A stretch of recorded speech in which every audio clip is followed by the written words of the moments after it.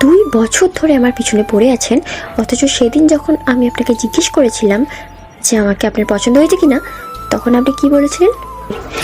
জানি না, এ ব্যাপারে এখনো কিছুই ভাবিনি, আমার কয়েকটা দিন সময় চাই। নাটকবাজ কোথাকার। জানেন সেদিন আমি কতটা কষ্ট পেয়েছিলাম, সাথে 2 দিন খুব ভয়ে ভয়ে ছিলাম, ভেবেছিলাম আপনার হয়তো আমাকে পছন্দ হয়নি। মাত্র 2 দিনের ভয়ে এই অবস্থা? তাহলে একটাবার ভেবে দেখো, গত 2টা বছর আমি কিভাবে কাটিয়েছি। মনে মনে ভাবতাম তুমি কি আমাকে পছন্দ করবে, আমি কি তোমাকে পাবো নাকি তুমি অন্য কারো হয়ে যাবে। সব সময় তোমাকে হারানোর ভয়ে থাকতাম। আচ্ছা, এত কিছুর পরেও যদি আমি আপনাকে বিয়ে করতে মানা করে দিতাম, তাহলে কি করতেন? আর কি বা করতাম, তোমার চেয়ে সুন্দরী কাউকে বিয়ে করে তার সাথে বাসর করতাম। কি তবে রে শয়তান!